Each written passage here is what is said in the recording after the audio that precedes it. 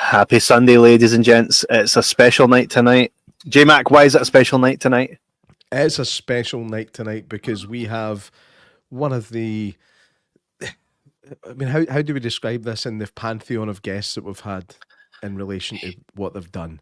This guy has been involved in so many of our childhood favourites and like not even just childhood favourites in the movie industry. Just favourites in general. Look, we've got Indiana Jones, we've got the Goonies, we've got Lethal Weapon, we've got Assassins with good old Sly Stallone. But my God, man, this is... I'm hoping for a really good conversation tonight, man. This should be fun. It will be. I think we could chat to him in about 10 episodes worth and we still wouldn't ask him as much as we would love to. Just to remind everybody that when you're tuning in tonight, if you write in the comments your questions for Mark, we will bring them up and ask him. Janice says, hey, Janice, hope that all is well. Lee McMaster, evening, gents. Evening, Lee. Just a reminder, folks, that Mark's book will be available on the 10th of December. Goonies, Droids, and Killer Whales is his story. I mean, I don't think a story like his you could get in just one book. So I reckon, and we'll ask him, I reckon this will be the first of many books to come, but make sure that you get that pre-ordered on the 10th. It's available, and we're going to get straight into it.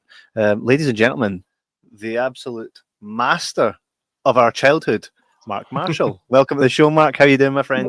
Hey, guys. How you doing? Well, we're having a great time. How about you? Well, talk about technology issues. My earpiece keeps falling out, so I apologize. Oh, that's all right. I'm sure that's the least of the technical issues we'll have tonight. Wolfman's got Nard says, evening, laddies. And the Gibb said, evening, guys. And Janice says, yes, all well, thank you. So, Mark, it's an absolute pleasure to have you here. I saw that you had written a book, and I thought, oh, what better time than now? Because it'll all be fresh in your mind with you going back and writing the story.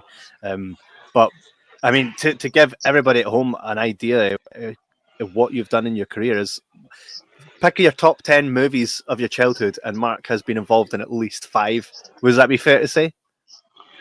Oh gosh, I haven't ever checked the pecking order, but I guess. I mean, I was very fortunate just to be a part of those. Yeah, that's one way to put it. I mean, those films. I mean, you were involved with Star Wars. I mean, that's. I mean, I'm going to be upfront with you right now. I'm not and never have been a big Star Wars fan. I was brought up on Star Trek, but I do appreciate what the Star Wars films are and how groundbreaking they were at the time. So I do understand that. Even now, J-Mac. Yeah, absolutely. Absolutely. I know that there seems to be a new one every couple of weeks now. There's a new a new Star Wars related thing coming out. But back in the day when you had years between the movies coming out and you had the anticipation of each one, I wish I was around for that. Maybe if I was around for that, I would feel a bit more what's the word? Excited about the next one coming. But anyway, it's great if you come on. Now, you've got... Is he frozen on your screen as well? He's frozen on mine. He is. He's frozen. I think what he means to say is, where did your love for film start? Did you have in fact, what is your favorite film before you even got into the business? What was your favorite film? Oh gosh, man, that's the tough one because there are so many. I fell in love with a 1940. I can't remember if it was 41, 42 film by John Ford called "How Green Was My Valley" with Ronnie McDowell, and it fired my imagination. And then when I learned that the film, which takes place in Wales but was shot in Malibu, California, that intrigued me even more. So it really, it was really the behind the scenes stuff that kind of fired my interest as much as it was the stories themselves, the films themselves. Yeah, filming as a child when we're kids, the idea of getting into the industry into the filming industry as something that's just like meeting Santa Claus on Christmas Day, like the real Santa Claus. It's something that I don't know if it's just a UK thing, but we would always think, right, that's out of the realms of possibility. Did you feel like that when you first decided you wanted to get in it, or did you see an opening that was like, right, that's where my in is, and I'm going to attack it? Well, I'll tell you. I mean, I grew up in Oklahoma, in a little town called Enid, and which was as far away from Hollywood as you could get. And the only time that Hollywood ever came close, John Milius actually came to my hometown to shoot a movie called Dillinger with Warren Oates and Richard Dreyfuss in 1972. And I didn't get to watch the filming, but I got to see the sets. And a lot of my friends were extras in the film. And so that was as close as it really got. But no, I mean, I'll tell you, you asked what fired my interest or what made me want to get into film. When I was 9 years old, on Christmas Day, I received a present. It was called a Give a Show projector, which was just a plastic projector and with little film strips of 7 panels, and you would run it through the in front of the light, and it would tell a story. And I was so fascinated with it. I think it was the images on the wall, and I would go into my closet, and because it was dark in there, and I would run those things back and forth all day. But I didn't understand really what movies were about or who made them, let alone the people got paid to make them. And that didn't happen really until I was in late junior high, early high school. And it was then that I began to understand the power that movies had through stories and through storytelling. And so I think the thing that really cemented it for me was the fact that I'm a very type A personality. And the thought of graduating college and then doing the same thing, like selling insurance in an office day after day, made me suicidal. And movies offered something that was creative, and so it was an outlet for my imagination, and it was just something different every day. And so that's why I pursued that. I actually got a scholarship in music, but in voice actually. But then I heard Pavarotti sing one day and thought, okay, I'm out. And I thought I'll just be able to teach music for the rest of my life, and that would have been fulfilling in itself. But I just wanted more, and the image, whatever was in that frame was so alluring that I just wanted to be a part of that. Yeah, I mean, it's the job that nowadays, I think, I wouldn't say the word, I wouldn't use the word easy, especially with the amount of people doing it, but I would say that it's more accessible now than what I would say it was in maybe the 80s and 90s. Would you agree with that? Well, I think, yes, by virtue of the fact that there are more ways to tell stories now, more outlets, between streaming and the fact that you can make a movie on your iPhone. If you're a born storyteller and you have that burning desire to tell stories, you've got your whole cinema package right there in your hand. So yeah, I think that people, kids who are growing up now on cinemas of the 80s and 90s, just like we grew up on the cinema of the 30s, 40s, and 50s, are just kind of naturally inclined, it seems, to be able to tell great stories. So I'm excited by what's in the future too. Absolutely. Janice asks, what was the first film you worked on? The very first film I worked on, the feature film, was the sequel to American Graffiti. I had met a producer named Howard Kazanjian, who George had asked to produce the film because he didn't really want any involvement in it, but he didn't want Universal to take his characters and ruin them. So Howard, who was a USC alumni and classmate of his, was hired to produce. And I bugged Howard probably for 8 months solid about a job. My friend George Campbell says there's a fine line between persistence and stalking. And, I tried to be very, respectful and, but very persistent. And after 8 months, Howard offered me a job as a film runner on More American Graffiti. And that led, to the next job at Lucasfilm and on and on. So what else were you doing in those 8 months that you were not stalking this fellow? Well, first of all, I was going to college in LA at Los Angeles Valley College, but I met some guys at a seminar put on by ILM. And these guys were visual effects artists who worked at a small commercial house in Hollywood called CPC Associates. And they did commercials. I mean, I'm not sure about Scottish TV, but in the U.S., we have characters like Pillsbury Doughboy, whose name is Poppin' Fresh. We had Mrs. Butterworth, the syrup bottle.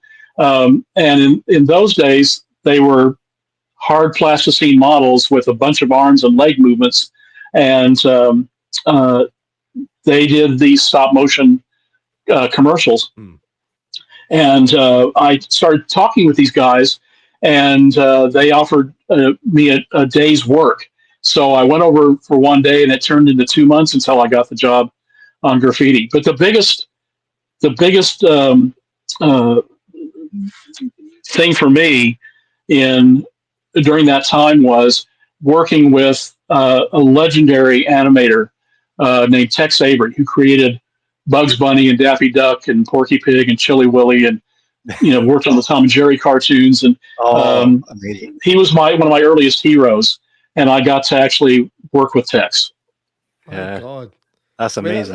That's nobody would ever dream of that sort of thing. Tom and Jerry. Absolutely. Really is a different place when it comes to just living your dream. That's what certainly it was. It might still be. But yeah, that was one of the things I love about the business, is that you never know who you're going to be seeing or working with day to day, and I love that.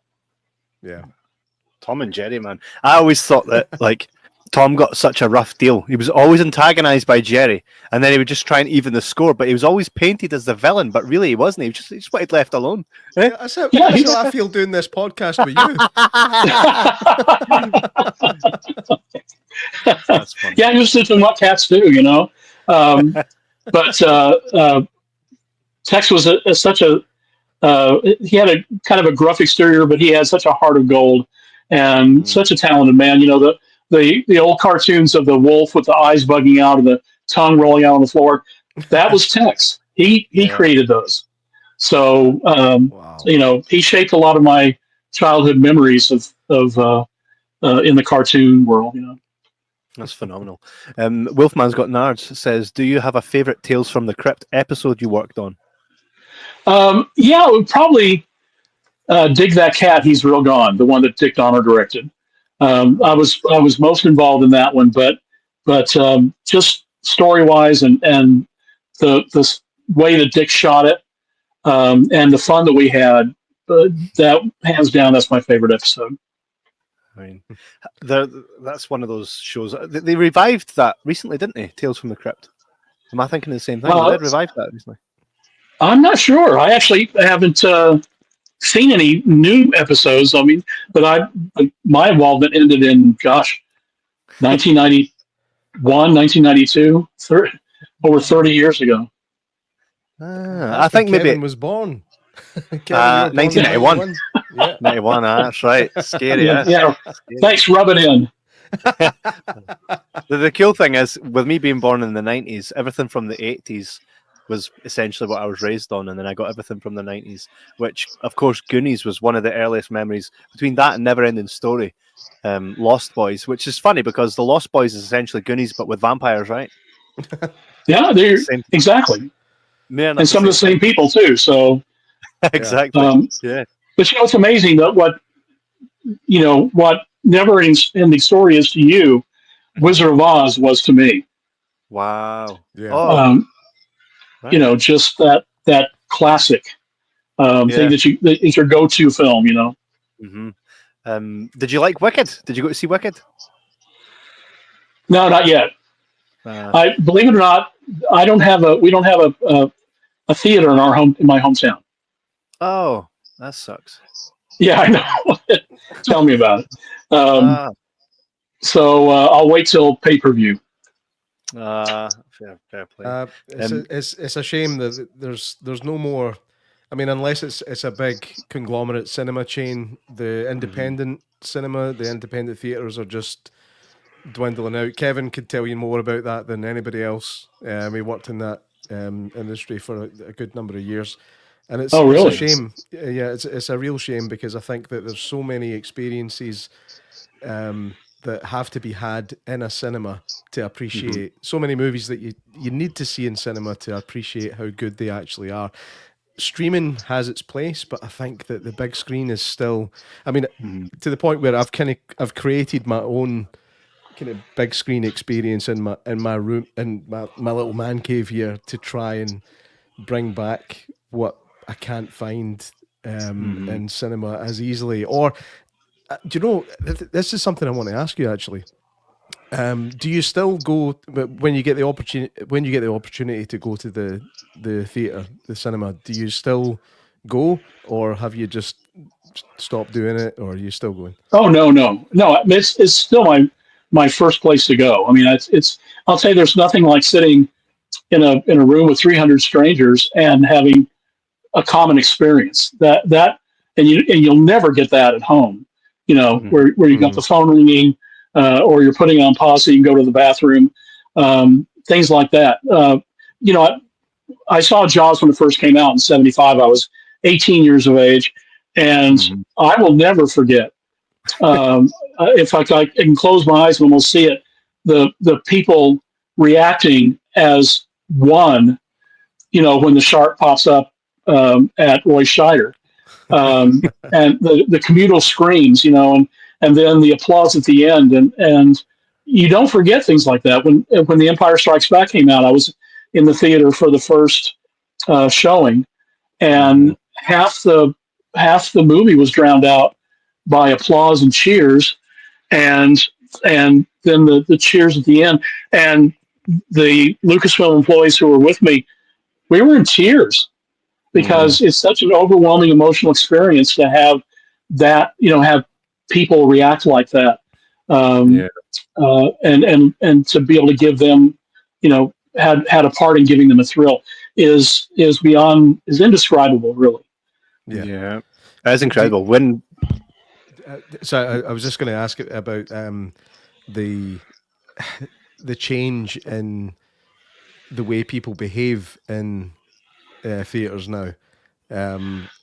It's one thing that really annoys me is you're halfway through a movie and you see the glare from a cell phone. That's one of the reasons that I really struggle to deal with it now. People don't seem to have the attention spans to just sit and think about nothing else except what's on the screen anymore. Yeah. And I think that might be part of the downfall of the independent theaters. Unless the movie's amazing. Well, yeah, but I'll tell you, we had a chain of theaters in LA called the ArcLight Theaters, and their operating procedure was that they would have an employee come into the theater and introduce the film, and they would say, for the next 20 minutes, I'm going to be over here on the side. If you need anything, or if you're if somebody's distracting you, let me know and I will take care of it.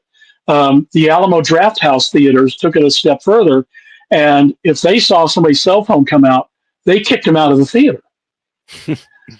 And that kept people in line. I mean, I think it was kind of destined to go that way anymore as the entitlement generation started coming in, and people couldn't divorce themselves from their phones for 2 hours.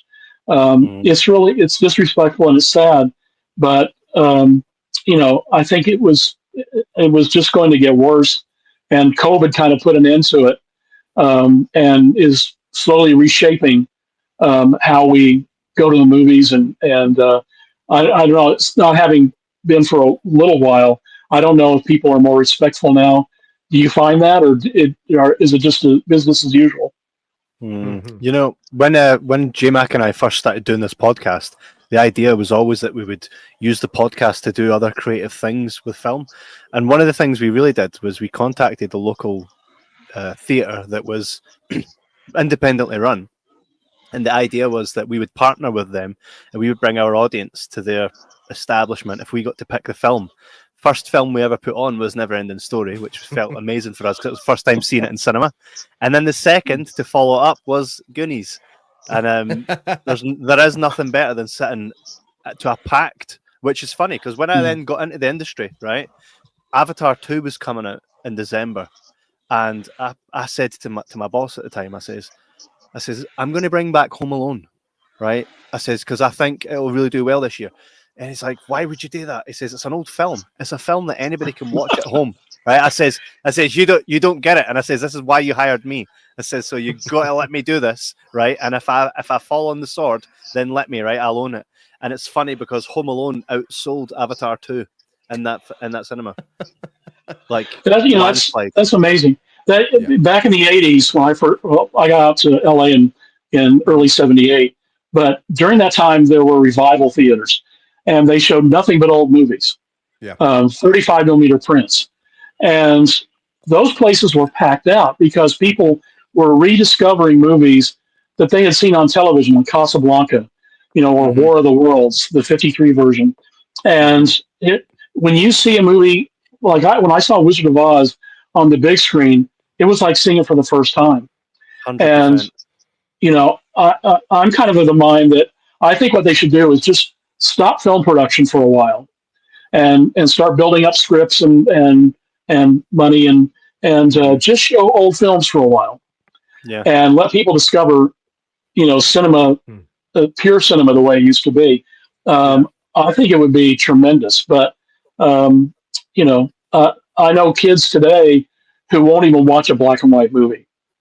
I mean, I like black and white. I used to be one of those kids. Yeah. I used to be one of those kids, but I think I was 25 years old the first time I watched It's a Wonderful Life. And I still watch it now at least once every year, obviously at Christmas time. But there's just because it's black and white and it's old doesn't mean it's bad. Far from it. In fact, there's a good chance it's a lot better than a lot of the stuff that comes out now. Absolutely. But Gone with the Wind would be Gone with the Wind, even if it was in black and white. And it's the story. It's not the way the visual, whether it's color or black and white. It's the story that grabs you, and I think that's something that we've lost in a way. And I'm not decrying superhero movies or anything else. I used to work with a guy who runs Marvel at Richard Donner's office, but I think that you can get so gluttoned up on superhero movies that you lose something, the intimacy that stories like It's a Wonderful Life told. Yeah, absolutely. It's funny. Sorry, it's funny. This is a little debate that Kev and I always have, and Kevin, he was kind of.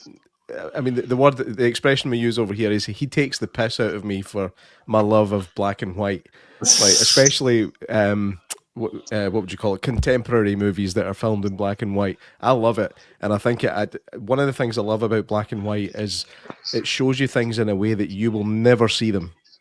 Like you can if you can see color, if you're not colorblind or anything like that, if you can see color, they can represent that on screen very very easily. But to see something in black and white is a way, the way the light bounces off things is different. The way the lack of color actually adds color, which is it sounds crazy when I say it that way. Probably because it is a bit crazy, but I love black and white, Kevin. It's not that I don't. It's just that he's got a right. He has a right hard on for black and white. That's all it is, right? And I'm like, here, it's good. You know what I mean? It's like too much of anything will make you sick, right? Remember we were making a little short film, And I was like, hey, what about if we did this bit? And Kev would jump in and go, oh, let me guess, in black and white. And I was like, and I never won the argument. But can you imagine if Young Frankenstein or Schindler's List had been done in color? Yeah, I just can't imagine it. I mean, No, those are Young Frankenstein. they were suited for black and white. I still haven't seen Young Frankenstein. Have you not? What are you waiting on, mate? I know. I watch it after this. After this is done, I'll watch Young Frankenstein. I'll literally, even now, now. Leave right now and watch it. My kids. It was nice to meet you, man. My kids, right? In today's age, my kids can hum the theme to Young Frankenstein because I chuck that stuff on when I'm cooking. I mean, it's playing in my kitchen because it's beautiful. And can probably recite, a dozen or more lines too. Yeah, because back then it wasn't. You didn't have to be crude to be funny as well. Like the beauty was in like this. The delivery and how simplistic it was. I do love simplistic humor. Like I don't know. Do you ever watch the Two Ronnies? Is that something you get over in America? Two Ronnies? No. Oh, it's so simple but so effective. We have a couple comments here. I'm just going to bring them up for you. Okay. World Order Collectible says he has been living a lot of people's dreams. Wow, amazing. That's you he's talking about. 100%. You have been living a lot of people's dreams. It's not me. It might be me. Limelight Pro Musicals, Fireworks and Drone Design says, have you ever watched your work and had tears come down your eyes? Listening to your stories does that to me. Denise Castelli, love you, buddy. Oh, I know Denise very well. What was I watching the other day? I think I caught my mentor and old boss of mine, Bill Daly, who writes one of the forewords for my book, sent me a 4K version of Goonies, and he said, "This is for when you get your 4K player." And I put it on, and I started to choke up. I don't know why, but I think Dave Grusin's music and just the simplicity of the story and how beautifully the kids played it. It just it brought back a lot of memories and I cry at the sunset anymore. So it's not unusual for me to cry at Geico commercials or comedies. But I get very nostalgic. And the previous question, listen, I was just in the right place at the right time, and I was available, and that at that time that made the difference. Yeah, almost serendipitous. Let's stick on the Goonies for a little while. I mean, what was the process of you getting involved in that picture, and did you know it was going to be what it ended up being? Simple answer, no. But I listen. I wasn't visionary like Dick Donner and Steven Spielberg were. I got involved because I was actually working as Steven Spielberg's personal assistant at the time. I joined Amblin in early '84, and so when casting was happening, Steven had a beta movie camera, and he had me running the camera for the casting sessions. And one day, Sean Astin came to audition at the end of the day, and so we had just finished with someone, and Steven said, "Go out and get Sean." So I went out to the lobby and said, "Sean, we're ready for you now." And he was with his dad, John Astin, who was Gomez Addams on the Addams Family, and who had worked with Sean for several days on the sides that he was going to be reading. And we were walking back to the conference room where we were casting, and Sean was shaking, and he said, I said, you look a little nervous, and he said, "Yeah, I am." And I don't know why I said this. I think in a warped way, I was trying to put him at ease. But I said, "There's no reason to be nervous. You're just about to meet the most powerful director in the world." And then I opened the door, and Sean went in, and his audition is on YouTube right now. But he introduced himself about 41 times and messed up kind of halfway through. And I said, "Oh, I made a mistake with the camera." So Dick Donner said, "Good, that'll give you a chance to do it again." So Sean did it again, and he felt he didn't get the part, but the truth was he had the part before he even left the room. So, so that kind of started that friendship off, and then I had a week's vacation coming to me in around the time they were going to be shooting up in Astoria. So I asked Stephen if I could go up and watch him shoot, and he said, "Well, just get Dick Donner's blessing." So I made a call to the production office and talked to Jenny Liu, his assistant, who ended up becoming my producer on Free Willy. And I just said, I'd love to come up and visit. She said, "Well, let me talk to Dick." And Dick's personal assistant, Michael Thaw, called about an hour later and said, "Are you still coming up here?" And I said, "Well, if there's not a problem." And he said, "Well, yeah, there's a problem." He said, "Dick Donner said, if you're crazy enough to want to come up here, he's paying your flight." So Dick paid for my plane ticket. And after 2 days in Astoria, he put me to work. So I ended up working for the rest of the location shoot. And then when we came back to LA, Stephen was directing second unit on the film. So I had a chance to be on the set every day and really get a full film school schooling, in one project. And a couple weeks before the film came out, Frank Marshall's assistant, Mary Radford, called me into Frank's office and said, "Kathy, Stephen, and Frank have decided that you deserve a credit on the film." Now, at the time, Stephen, didn't want to feel like, or people to think he had an entourage, and he didn't really. I mean, he had an executive assistant, a secretary, and me. But they gave me a second unit person, a production office assistant. So 3 weeks before my 10-year high school reunion, I got my first credit, and so that experience, just also the continuing family that we have, despite the losses we've had with Annie Ramsey and John Matuzak and Lupe Ontiveros and Mary Ellen Trainor, Keith Walker, has been it transcended a film production, and we became a family, and which exists to this day. That's amazing. That's a and lovely, that's a lovely thought. The fact that it seems like a family when you watch it on screen, and to know that it was like that even behind the scenes is beautiful, man. Thanks. And then you look at his... Go ahead.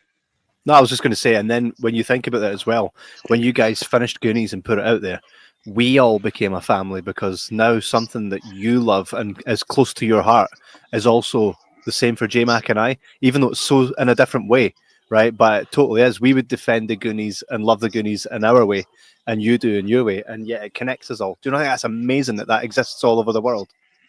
Well, and I got to say too that one of the reasons for that is Richard Donner. Dick, just his joy and his energy infused that cast and that story, and I think that's one of the reasons it's so beloved. I mean, any other director, who knows what it would have ended up being. But and I'll tell you, you're right. Back in 2015, I was invited to Astoria for the 30th anniversary weekend, and they estimated between 12 and 15,000 people showed up in a town of 10,000. And it was truly amazing. They got to see the Walsh House. They got to walk the locations, out at Nicola State Park. And it was almost, I hate to say religious experience, but it was a spiritual experience for a lot of them who grew up on that movie. And one of the beautiful things is that, that year that the film came out, I had a bet with the Amblin, PA, who was on Back to the Future, and said, "Listen, Goonies is going to make $300 million, and Back to the Future might make 50." And so we bet $10 on it, and of course, Back to the Future made 300, and Goonies made, I think it was 95, I think. And but Goonies has grown in stature and legend because the kids who watched it in the 80s grew up and shared it with their kids, and it just keeps on going. And that is, you hope when you're working on a movie that you'll just maybe break even, and then you also hope that maybe it'll make a little money and be thought of well. But to have that kind of mythos surrounding a movie is a miracle. It's truly amazing, and it's overwhelming at times. I have one question that I have to ask, and it's maybe one of these kind of taboo questions that might come up every now and again. When it comes to the Goonies, there are so many. There's been so many rumors and stories online about the fact that it was actually Steven Spielberg that directed it. Now, I know obviously he said he was doing second unit stuff. I want to hear from somebody that worked on the set. Is that bullshit? Yes, Stephen. Dick Donner was very much in charge. Dick's heart permeates that film. Stephen respected Dick so much that Dick is the one who actually asked Stephen to direct second unit, and he was thrilled that Stephen agreed because when you have 7 kids who can only work so many hours a day and they're the focus of the film, it's almost impossible to get through a shortened schedule like we had. So those guys working together, they were able to get a lot more done. But Stephen was very respectful of Dick's vision, and Dick was very much in charge. Dick's very laid back, and but he would definitely share his ideas with Stephen, and they collaborated. It was definitely a collaboration. That's I was hoping you were going to say that. That's perfect.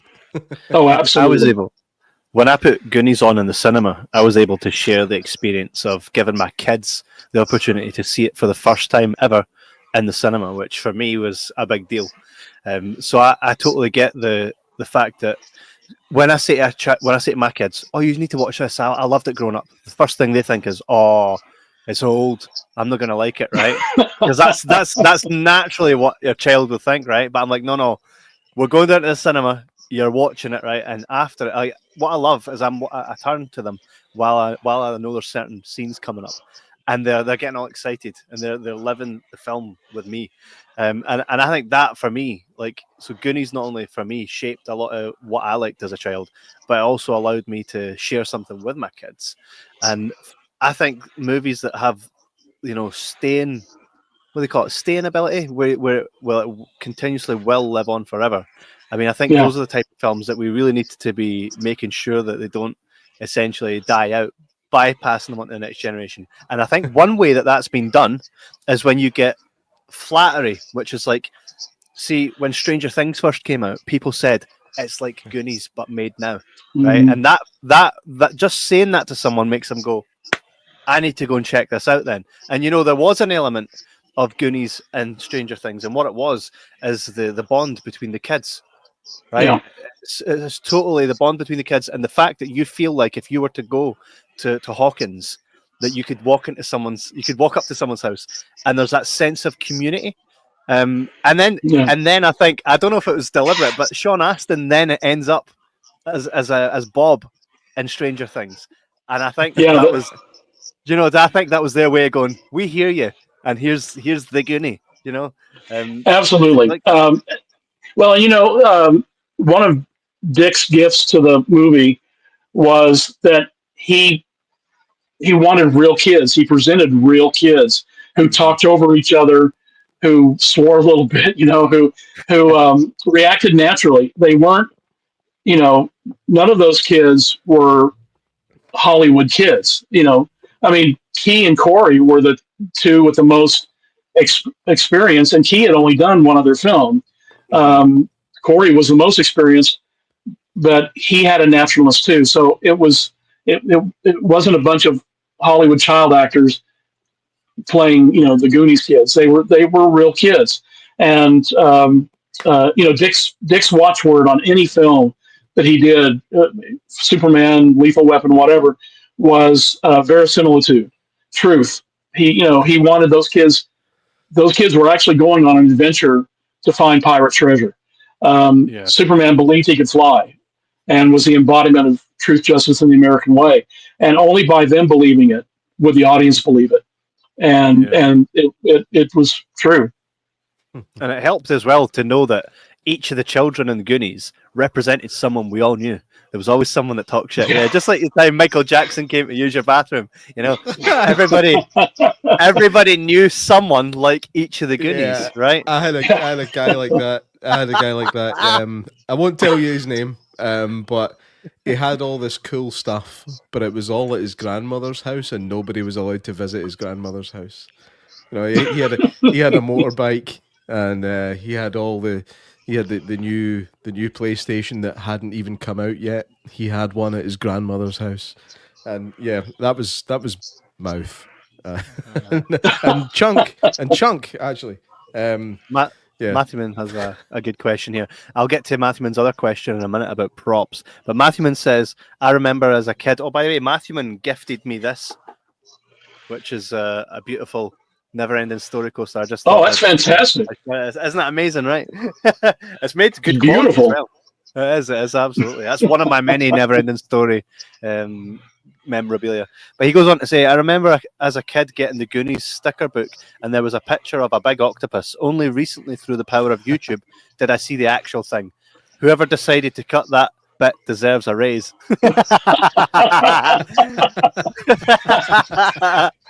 Well, yeah, there were a couple of little subplots and scenes cut out of the movie. Besides the octopus, which the Bermans did a great job on, but they didn't have a lot of time to work on it. So it just, was wisely cut. But there were also two gorillas in the film. Yeah, I actually heard about that. Yeah, Bertha and Bonzo. And I have footage of the apes, the gorillas, in Troy's car being chased by the police. But it's it was a subplot that Dick didn't want, but Steven thought it would be great, and Dick said finally, "Okay, you want it, you shoot it." But they ended up shooting a couple things in the story, and then it just kind of went away. But the footage still exists. Is it available online, or is it something you got locked away? It is. I think you can find it online.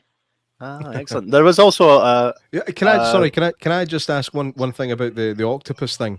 Sure. Do you know? I don't know how involved you would have been at the time it was getting cut together, but do you know why they still allowed Data to mention the octopus when it didn't happen?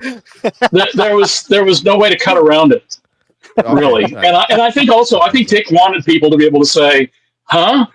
What was that about? So that it may have been a purposeful thing for Dick as well. Can you bring that picture up again? The sloth, yeah. That looks like me in the morning. Before your eye gets in place. Yeah. I need to gradually just keep pushing it up like this, and it eventually falls into place. Bless John Matuzak's heart. He was rough around the edges. He was the bad boy on the Raiders NFL football team, and when he turned to acting, I actually was on the flight with him going up to Astoria for my time there, and I don't remember this, but Randy Widener, his stunt double, said that John was rude to me, and so they were up in first class and I was in coach, and we landed, and John came up and apologized to me. Randy was such a great influence on him. Randy was a Christian guy, and he had a talk with John, and he really kept John kind of leveled during the production. But I got to say, John was so wonderful with those kids. Dick explained that Sloth couldn't remove his makeup during the day, so he had to drink his lunch through a straw. And Robert Davi and Joey Pantoliano would eat French fries in front of him, knowing that it was agonizing for John. And then Dick would say, "Don't get Sloth's makeup wet." Well, the kids would splash around and get Sloth's makeup wet, but he was always wonderful to the kids. He was a good guy. I think Sloth's a great character. It's one of those, the age old, where you assume the big ugly thing is horrible and out to get you, but in reality, it's just a misunderstood child. That's one line in the film that I didn't find it particularly funny when I was younger, but I think I was in my mid or late 20s and I watched it again, and the line where it's when Mama Fratelli's is singing "Rockabye Baby." And says, "When the bow breaks, a cradle will fall." He freaks out a little bit. She goes, "I only dropped you once." So, maybe twice. Maybe twice. I nearly fell off my sofa laughing at that, man. That was such a good line. So many good memories for that film, and it sounds like you've got probably more good memories of it than we do. Well, I dedicate 2 chapters, or I write 2 chapters in the book about Goonies. That goes all the way through the practical joke that we played on Dick Donner after the movie wrapped. And it just really fond memories. And I think that'll probably go down as probably the greatest memory I have. Free Willy was another one, and Harry Potter was another one. But Goonies was just such a special time. The Free Willy's one for me, man. Like, I remember when it first came out, my little sister, who's 4 years younger than me, she loved Free Willy, and because she was the youngest child, it was on the living room TV. We watched it all the time, and I remember first watching it. Yeah, there's Keiko right there. I remember watching it and thinking, silly kids film. But the more I seen it, the more I loved it. And even now, if I happen to catch it and it's on TV, I will still watch Free Willy. I love it. What was the experience like of working on that one? Well, it was akin to Goonies in that it was a family. It was. We flew under the Warner Brothers radar. They actually referred to us as that whale movie because, we were a family film. Warner's didn't officially have a family film division. They formed one after the release of the movie. But we were kind of we were the experimental film. And I think that because we were kind of ignored by the studio, that gave us we were a group of underdogs. A lot of great, I start to say happy accidents on that film. I mean, finding Jason Richter to play Jesse, who there is no one else who could play Jesse. We saw thousands of kids literally on tape. We did open casting calls in 6 different cities around the country. And Jason walked into our lives and serendipity. It was meant to be. And then finding Keiko at Reno Aventura in Mexico City, getting Simon Windsor to direct. Simon wasn't the first director on the film. We had a guy who had done an independent film, and the pressure on him was really great.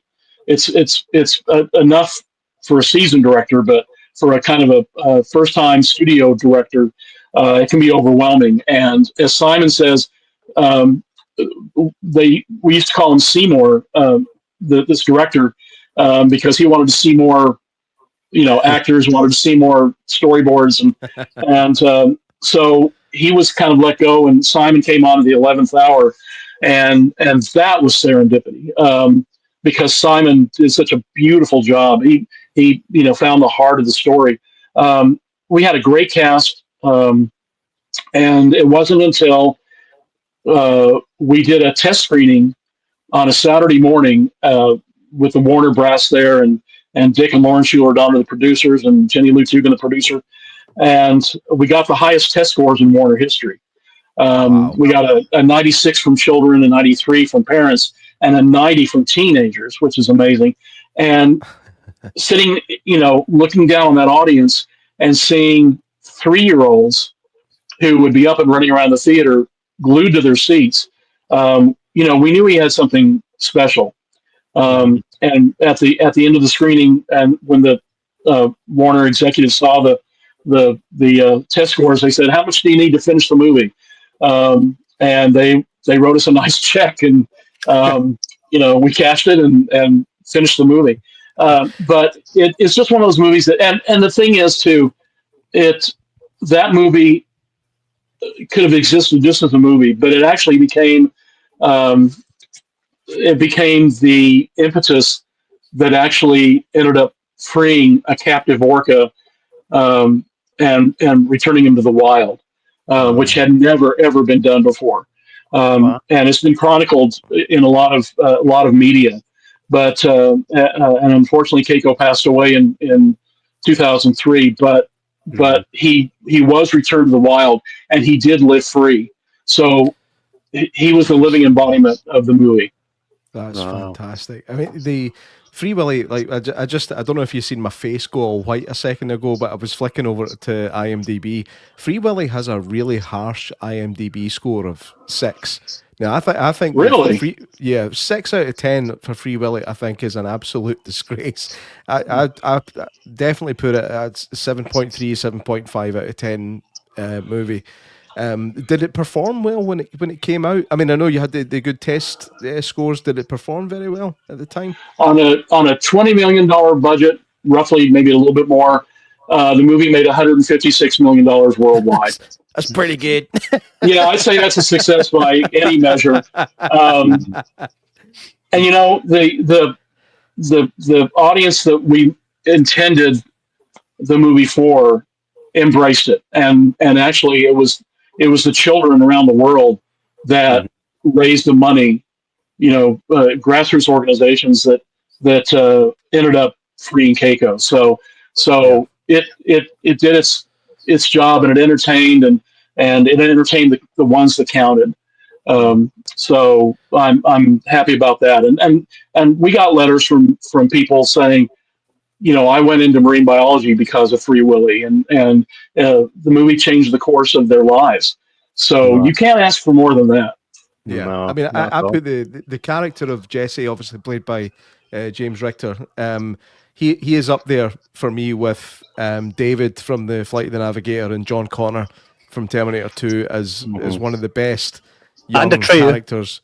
I don't know why I agree. Never Ending Story came out the year I was born. I grew up with Never Ending Story, but Free Willy wasn't always there. It appeared in my life when I was 9 years old, and I just, for me, he's one of the best child characters. Was he a trained actor as well at the time, or did he come off the street? No, it was Jason's first acting role. He came in and auditioned, and he had this little spiel down pat about, I hope you like my audition, and feel free to make any comments and stuff. Which I don't know if that came from his manager or what, but then when he finished, we were all just kind of stunned, and we ended up seeing him a couple more times just to make sure that he was definitely the one. But you could tell. He was the most real. You could believe he was a street kid. He was a terrible foster kid, and he was hurting inside. And that's just innate in a child. That's not. I don't think that's something you learn. There were some things going on in his life at the time that may have kind of helped bring those emotions to the forefront. But I'll tell you, he just did an amazing job, and there would never be another Jesse. Yeah. He was fantastic. Great soundtrack as well. Yes, Basil Polidorus. Basil Polidorus, first of all, who was a brilliant composer. did one of my favorites, Lonesome Dove, but also did Blue Lagoon and RoboCop and Conan the Barbarian. So his score was amazing, and then the song "Will You Be There" for the end title song had already been written, and I think it was going to go on Michael's album, but he made a deal and just added theme from Free Willy, and that's what it became known, and did the same thing for Free Willy 2. I think by Free Willy 3, though, he may have gotten tired of us. So there was no Michael Jackson song for 3. He was quite known for coming down to movie sets. Did Michael Jackson ever come down to Free Willy at any point? Not Free Willy, but he came to the Goonies set several times. Yeah. And Corey went wild because Corey was a huge Michael Jackson fan. Yeah, no shit. You wouldn't be able to tell, right? Yeah. So there were a couple pictures, and then after Steven showed him stage 16 where the pirate ship was, Steven said, "Okay, go show Michael the rest of the sets." And our unit publicist or unit photographer, John Shannon, took a couple pictures of me leading Michael and LaToya around, and I didn't see those until later. I didn't know that he had taken pictures, but so it was a memorable time. It's insane. What was it like to be in the presence of the King of Pop for you personally? Well, I'm embarrassed to say this, but I really didn't listen to his music at the time. I appreciate Thriller. I appreciate a lot of the songs that he wrote and co-wrote. We Are the World, and the stuff on his album. But at the time, I wasn't the fan that Corey Feldman was. I think I was into different music. I was more into John Denver and Dan Fogelberg at the time. Nice. It's funny. I saw an interview recently with Corey Feldman, and the guy says to him, "He was like, it kind of feels like you're imitating Michael." He goes, "No, I'm not imitating Michael. We grew up together. We danced together. We just have the same style." Yeah, okay. Michael Jackson was an innovator. It means he was one of one. There ain't no the same style, motherfucker. It was an homage. That's what it was. That's the one. I've always prided myself on my impression of Willie. I can do a good impression of Willie. Do you want to hear it? Sure. All right, ready for this? Yeah. What do you think? Is it good? It sounds like a Jewish Willie. a Jewish orca. Yeah. Willie.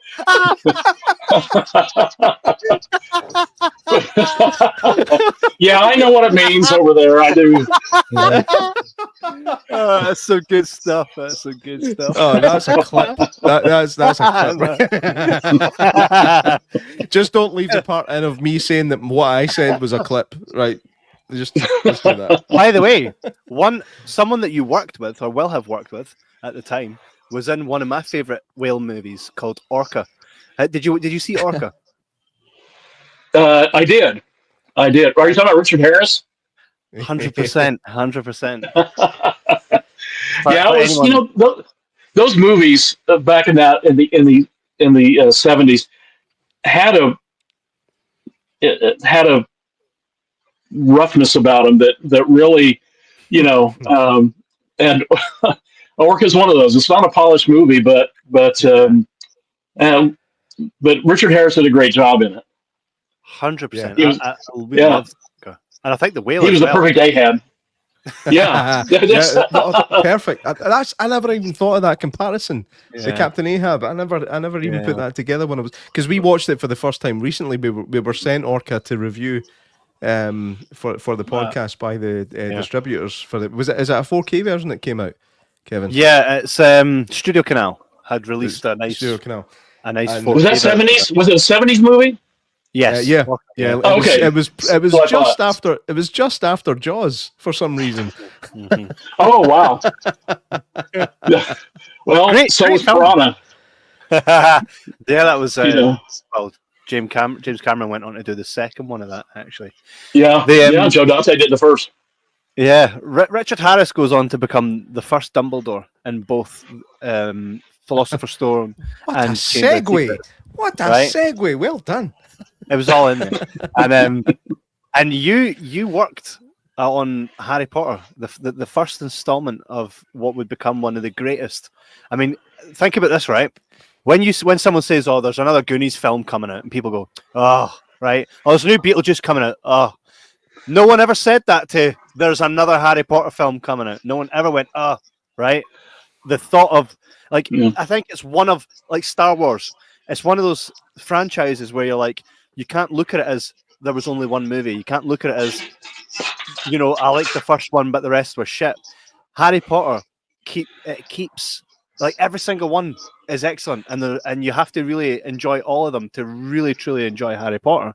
What was it like for you? And to begin with, were you like, because you must have been aware that there were a very acclaimed book series when you came on to do the film? No, you didn't know. No. Tell us about it. Yeah, well, I was actually at the time that I was contacted about it. I was working on a film for Billy Crystal called 61 Asterisk, and I got a call one day from my old boss and mentor at Warner Brothers, Bill Daly, who he was the senior vice president of post production at Warner's, and he said, "I've got a film. I can't tell you what it is, but do you want to do it?" Yes. And I says, "Absolutely, sure, why not?"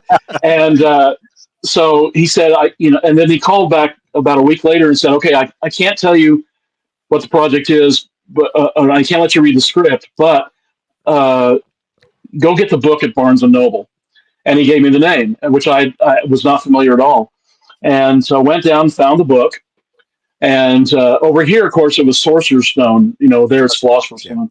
And I took it home and read it in one evening, and thought it was, you're going home to read a children's book, but it actually kept my attention, and the characters were so well drawn. J.K. Rowling, amazing author, and so I enjoyed it. I didn't think that anything would happen, as far as my involvement, but Bill called back again about another week later and said, "Okay, you're going to be going to London for 9 months or 10 months." And the reason that I did it was because Chris Columbus's executive assistant, Paulo Dupree-Pessman, was also the associate producer on his films, and so handled post-production. And her husband had developed colorectal cancer and was going to have to return to the States to get treatment. And actually, Robin Williams had found the hospital that Kurt, her husband, ended up checking into. And so that's how I got the job. And I had 5 days to drive from LA to Oklahoma to repack my stuff and get on a plane to London for 10 months. And I threw into the eye of the storm and had a blast, had a ball. Yeah, it's unbelievable. I mean, J.K. Rowling sat in the graveyard quite close to where we are, because obviously she's Scottish. She went and sat in the graveyard that we actually know the guy. He's been on this podcast who runs that cemetery. It's Greyfriars Kirkyard here in Scotland. World famous. It's for the story of wee Bobby. Right? If you Google it, it's a great story, right? But she sat there, and that is where she came up with Tom Riddle. That's where she. Really? That is 100%. She sat down on a lunch break, ate a sandwich, and she was writing Harry Potter. And she turned around and she looked up at the gravestone that I've been to, and it says Tom Riddle on it. And that's where she came up with the character for Voldemort. It's crazy. So they've been a real person. Oh, 100%. Tom Riddle was a real person, yeah. And wow. he lays in Greyfriars Kirkyard. Which, if you come over to Scotland at any point, drop us a message and we'll take you there and get you a battered Mars bar. Okay. Well, that's a deal. That's too good to pass up. Yeah, that's amazing. I only met her once, but she was gracious. She was always kind of reserved, but very gracious, and what a genius to come up with those characters and weaving that plot over 7 books, and all the hidden meanings in there. That's Herculean. It's phenomenal. And as well, these characters, my son's called Harry. My wife is the biggest Harry Potter fan. My son is Oh, called really? Harry. Yeah. She didn't give him a lightning scar, did she? He has one. Literally has Oh, no. one. Above his no. eyebrow, though. Oh. I You kid didn't put not. it there, though, did you? Nah, he fell. I wish I had some amazing story, but the fact that her storytelling, and the work that she put into her story resonates with so many people. I mean, Harry Potter is probably the biggest thing since Star Wars, would you say? Oh, yeah, easily. 100%. It's one of those things that, I mean, even just there's images here that when you were working on it, like even just seeing that, like it almost feels like we went to that school. Do you know what I mean? Almost feels like we're looking at our primary school. I'll tell you though, you wouldn't want to go to Leavesden though. It was a pit. Yeah. They completely revamped it now, of course, once the Warners bought it and then added the 2 stages for the tour. But I'll tell you, it was a dump. Really? At the time. Oh yeah, it was not a good place. And in fact, in the wintertime, I think it may have snowed inside a couple of times from the moisture up toward the ceiling, and it was so cold. But and you had to walk about a mile from the editing suite to the production office. But no, those are little quibbles. But it really was. And I got to tell you, the British crew were just the best. Not only the British crew, but I had a chance to work with editor Richard Francis Bruce, who cut Shawshank Redemption and The Green Mile and The Rock and Seven. Every great movie that was out there during the 2000s, he cut. And what a sweet guy. And he and his wife were over there, and their 2 grown kids would visit once in a while. And absolutely the nicest editor I've ever worked with. But the whole post-production team, it couldn't have been a better experience. And I really miss those guys. Yeah. Is he one of the people that you would put up there on the pedestal of one of the nicest people you've ever worked with? Do you have any more that you would like to mention? Oh gosh, Dick Donner, Steven Spielberg as well, Jenny Lou Tugend, Lauren Schuler Donner. Gosh, there's just so many. Luis Mandoki, who I did Message in a Bottle for. Craig Miller, who was a publicist at Lucasfilm and who gave me so many opportunities, including going to London to visit the set during Empire Strikes Back production. I've just been blessed with so many good people. I hear the horror stories about the way production assistants are treated and the cutthroatness, but I got to tell you, I never personally experienced that. I had great teachers, great mentors, great bosses, and they almost made it a dream job for almost 40 years. Wow. Do you ever just like go to wash your hands in the bathroom and go, I was on the set of the fucking Goonies? Do you never just like... Well, I have plenty of pictures, and if that and the movie The Color Purple, usually when you've got a unit photographer that's union, you're not allowed to take photos on your own. But everybody had a camera out on Goonies and on Color Purple, and so I've got a lot of great photos that are the constant memories for me. And I'm actually digitizing those photos right now for the documentary Life After Goonies that Lisa Downs is doing. So those will live on. But I can close my eyes and still certain things, like the practical joke that we played on Dick Donner. in Maui, I can still close my eyes and that plays out. Do you want to tell us about that joke, or will we leave it for the book? Well, it's in the book, but we about 2 weeks before the movie wrapped, bless Dick Donner's heart, he had it enough. He was up to here with the kids. He loved them, but 7 kids talking at the same time and all the problems and stuff, logistical problems, just had worn him down. And one day, Jeff Cohen shows up with a suitcase with a sign that says Maui or bust. And Dick had a beach house in Maui, and all he talked about was getting out of there and going to Maui. And so he said, Dick, we're going to go to Maui with you. And Dick just laughed, and he said, go show Spielberg. So Jeff went over to stage 15 where we had the wishing well organ chamber and the water slide sets, and did the same thing for Stephen. And Stephen said, wait, I have an idea.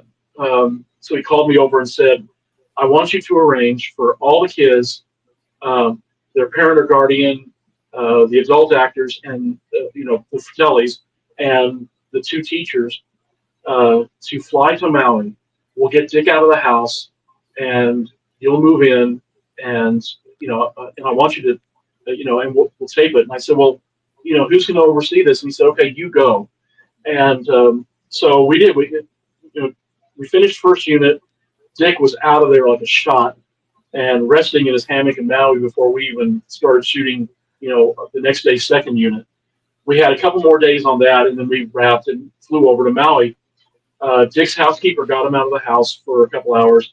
We moved in, trashed the house with, clothes and suitcases and newspapers and things.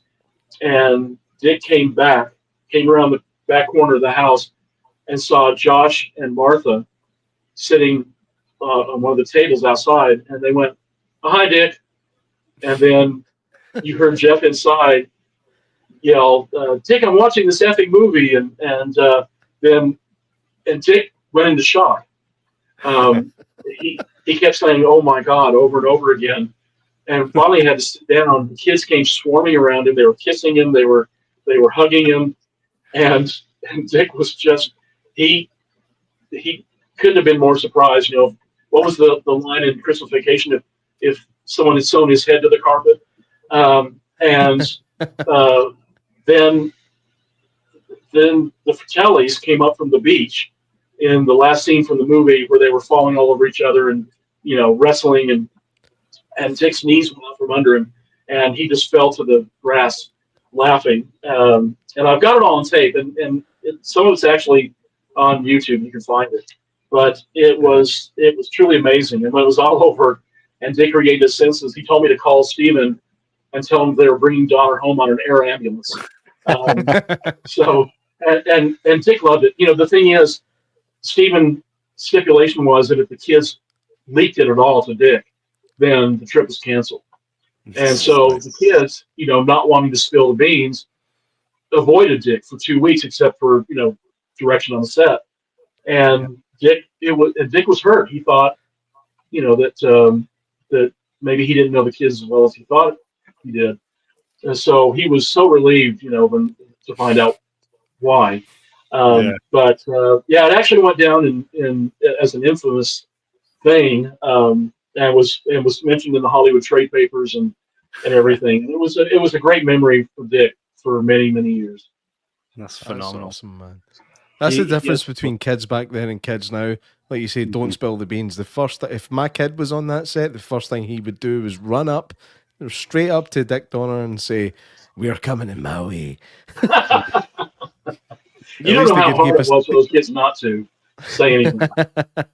Yeah.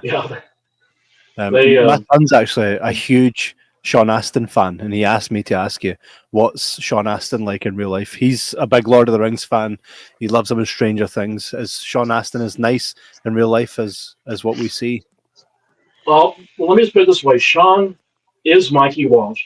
He is Rudy Rudiger. He is Samwise Gamgee. He is Bob on Stranger Things. Sean is all those people and more. He is exactly who you would expect him to be. He is warm. He's open. He excuse me. He is right now on Broadway playing Santa Claus in Elf the Musical. Oh wow. So it's his first time on Broadway, and he's having a blast. He wrote the foreword for my book. We've maintained a friendship for almost 40 years this year, and he is the same person he was when he was a teenager, wide-eyed, and he's been married for 32 years now, 33 next year. Has 3 grown daughters who are in college.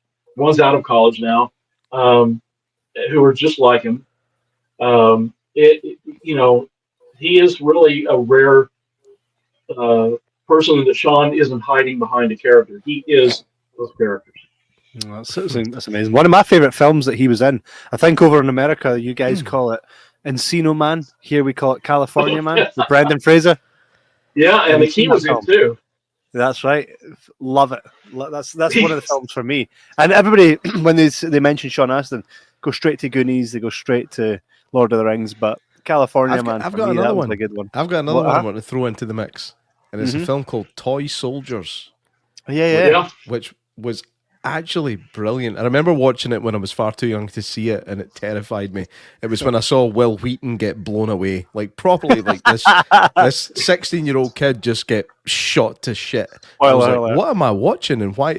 I think I was allowed to watch it because it was called Toy Soldiers. It sounds like a kids movie. It is not a fucking kids movie. Well, I don't think your viewers have to see the movie now since you told them that Will exactly. He's terrible for spoiling stuff. This is normally his forte. Kevin's the spoiler boy. But yeah. Sorry about that. Anybody that hasn't seen it, it's still worth watching though. There's more to it than that. I'll take your word for it. Matthewman goes on to say, "Did you manage to acquire?" And I like the way he says "acquire." He means steal any props from any of the movies you worked on, and if so, what was your favorite? There are a couple. One is the factotum that from Free Willy, that the Haida symbol of the whale carving. I have that. Wow. We were the Harry Potter guests at the premiere were all gifted with a Ollivander wand box that was sealed shut. I mean, there wasn't anything in it, but they were on the seats of every guest that was invited. You get so busy working on a movie and just trying to keep your head above water and do a good job that I never really thought about, asking for one of the Hogwarts acceptance letters or one of the doubloons from Goonies or anything else. I was kind of naive in that way, but I do have the Willie, and so that's that came out wrong. But, anyway. All this talk of Willie. Lainey Taylor says, "Hello, Mark. We miss you. Come for dinner soon. Hey, can we come?" Oh, that's sweet. Lainey's in LA, and not unfortunately, but I'm in Oklahoma. So, but soon, Lainey, soon. Actually, can I just ask you one question? Does the doubloon actually line up with the rocks if you hold it up? Yeah. Oh, that's fucking awesome, because I know that when you see it in the film, it's obviously done optically.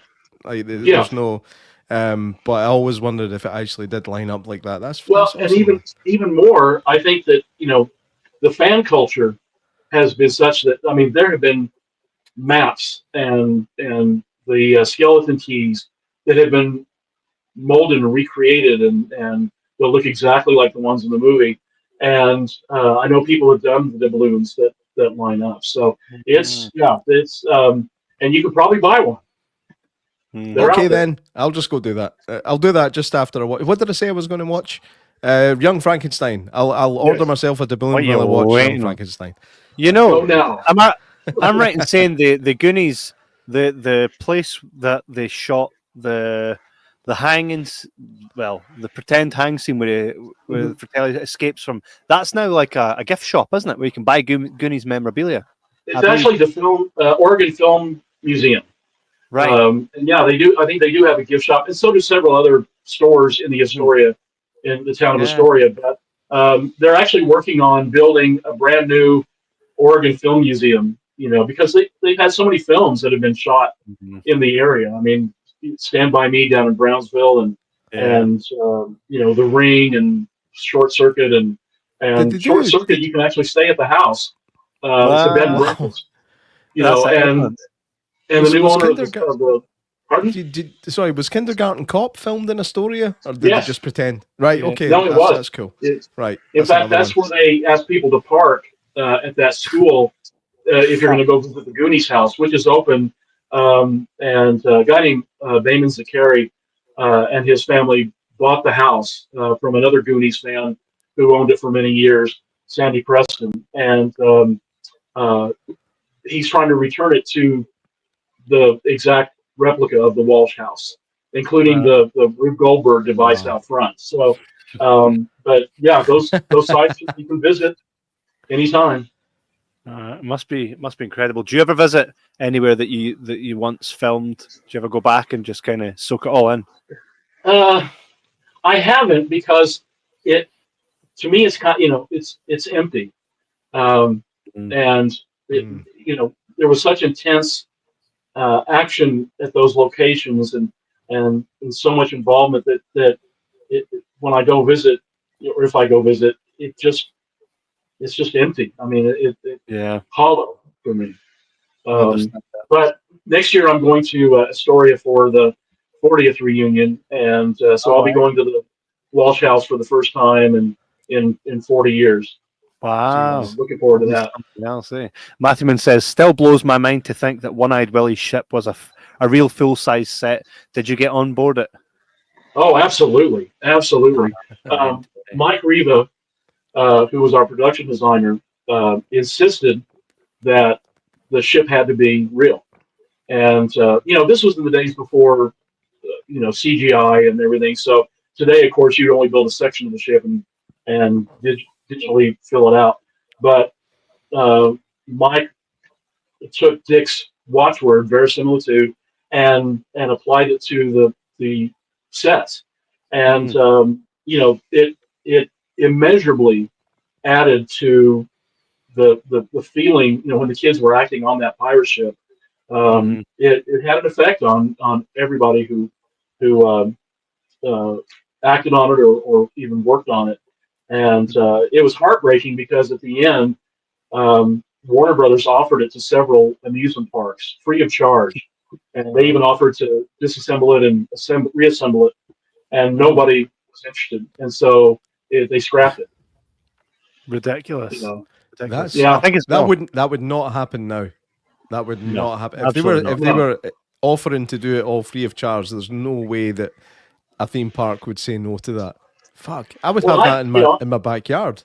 Yeah, I always thought there might be a Goonies attraction at one of the parks, but that never happened either. I will just also stand quickly that one thing that we also partook of was the water slide after work. So we took several rides. Many of the crew members did. It always looked fun. Well, I mean, not so much what's at the end yet, but I always did look fun watching that as a kid. Did the water slide come out and you had to fall into the water at the bottom? Was it like that, or was that just for the movie? It was kind of a round robin.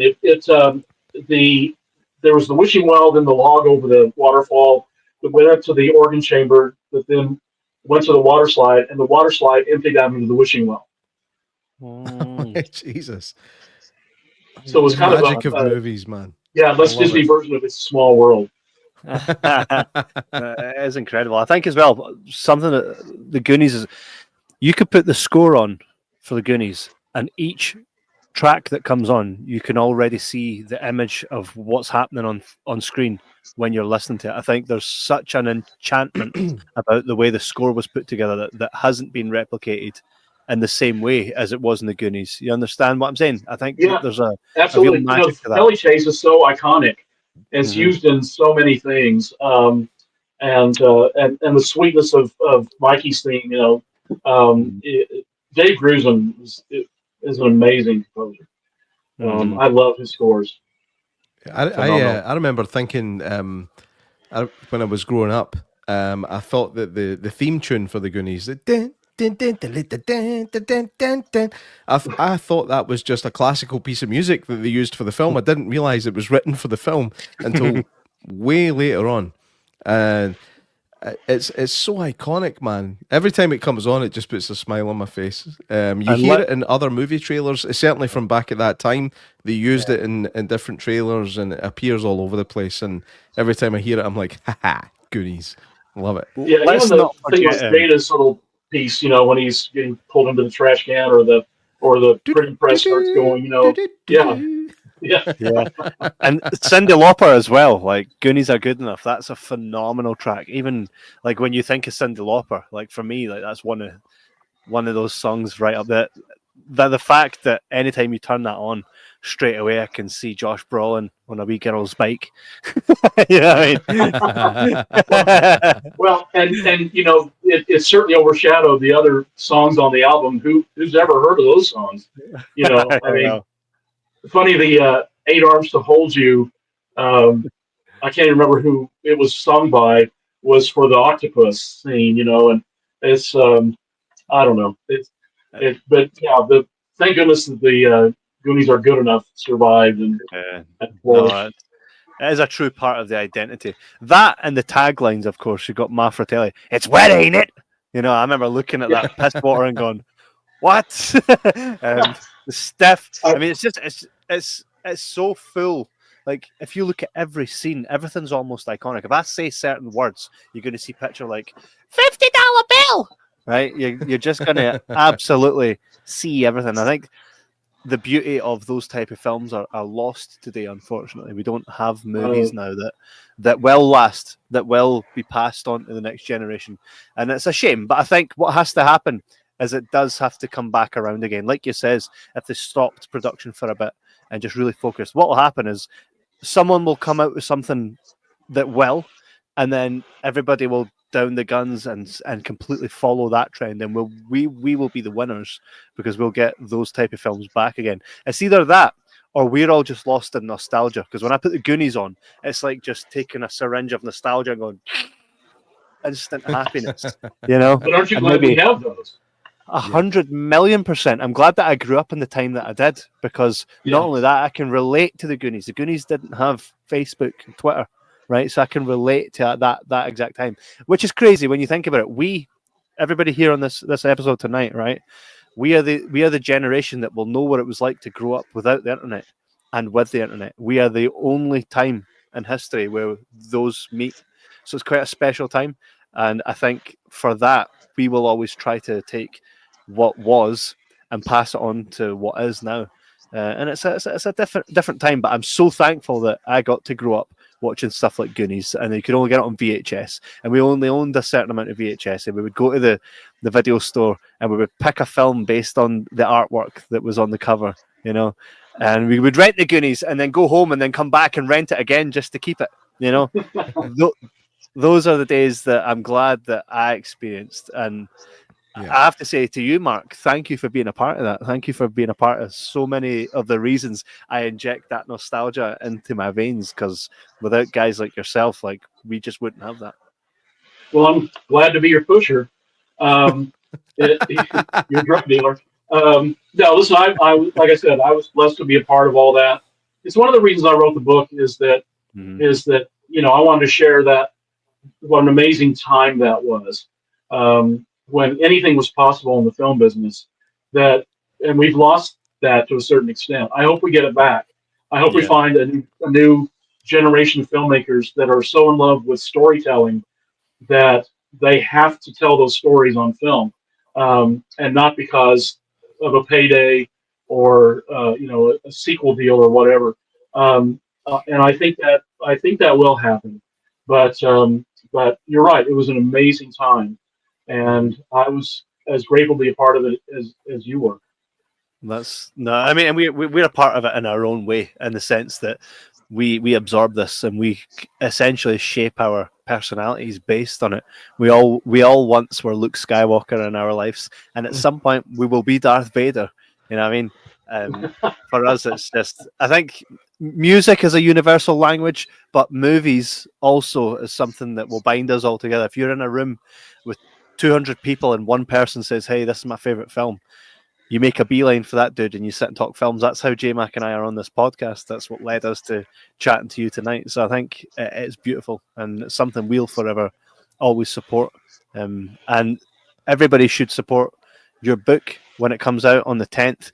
And they can buy this on Amazon. Is it on any other store?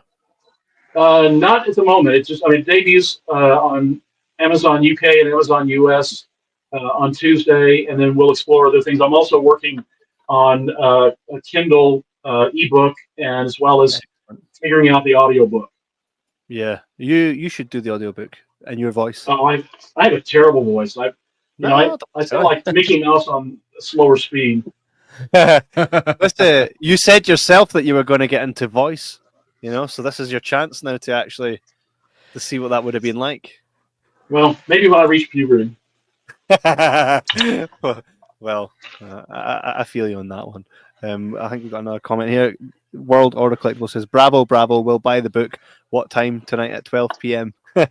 Yes. Yeah, it's actually Tuesday.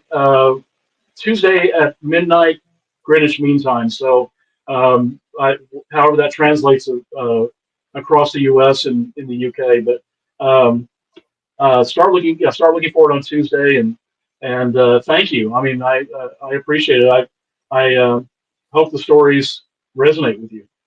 Absolutely. We're going to get the book and we're going to read it, and then I'll probably message you asking you questions about all different things. And you need to come on again at some point. We do a lot of deep dives where we talk about specifically one specific movie, and the chances are you've been a part of it. So we'll definitely get you back on at some point if you're up for that. I'd love to. Anytime. That'd be phenomenal. Can't thank you enough tonight, Mark, for giving us your time. And you know what? We only spoke about 3% of everything that we could speak about, because you and I personally could go down the Empire Strikes Back, but we will leave that for another show where you'll come on and we'll do a proper Star Wars episode. That'll be excellent. And then Harry Potter. It's just, there's far too much, which is why I implore everybody to go ahead and get Mark's book, and it's something that I'm very looking forward to. So thank you again, Mark. Well, thank you. I'd be happy to come back anytime. Oh, you're always welcome. Awesome. Always welcome, for sure. Thank you, guys. It's been amazing, Mark. So thank you very much. And sorry we kept you an hour and a half of your very valuable time, but it's very much been appreciated. My mom said I was vaccinated with a phonograph needle, so I could keep talking for hours. So, well, that's good. We'll definitely get you back on. Matthew says, "Great show tonight, guys. Going to go Google that Goonies gorillas now. You'll learn something every day." Yeah, you'll have some stuff to watch now. Ginny says, "Night." Lee says, "Cracking show tonight, lads. Look, you're getting all the love in the comments here, Mark. Again, it's been an absolute pleasure. Yeah, absolutely. It's been an absolute pleasure. For me too. That's Thank great. you. I mean, the first of many. But you bet. Anytime.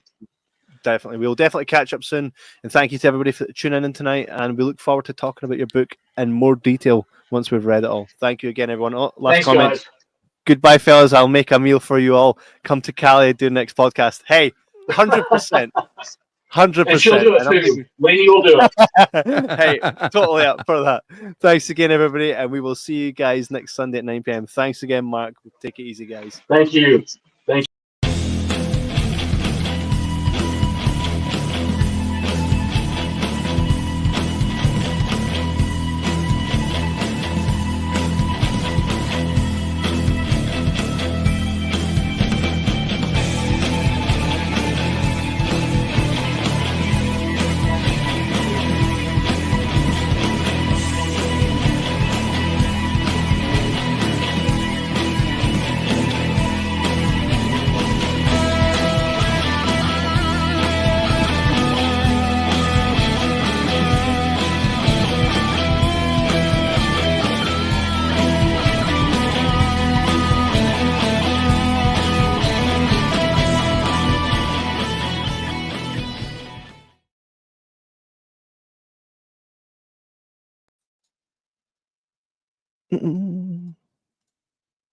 What the hell? Can you see? Yeah, I can see you. You can see me. That's weird, isn't it? That's weird. I'll take this opportunity to do a wee bit of Free Willy. You ready?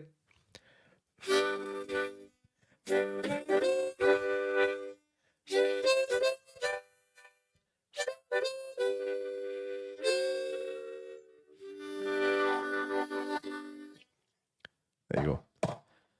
Where did you go? You just left me hanging there like an absolute melon. I'll just sit here now.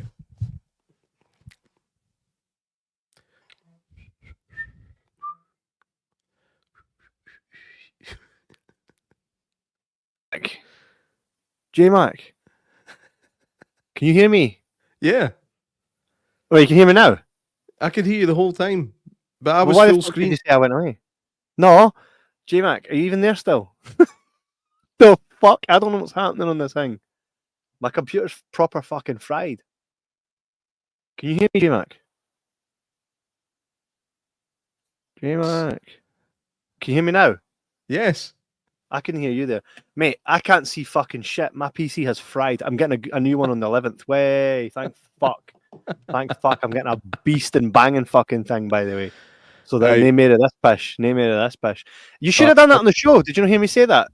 Or did I just dip in and out when I said that? What, this? Aye, that. You should have done the fucking harmonica on the show, you gimp. I couldn't find the right time, man. I didn't want to interrupt the conversation. Fuck off! Fuck off! Couldn't you find the right time? When's the right time ever with you, you cunt?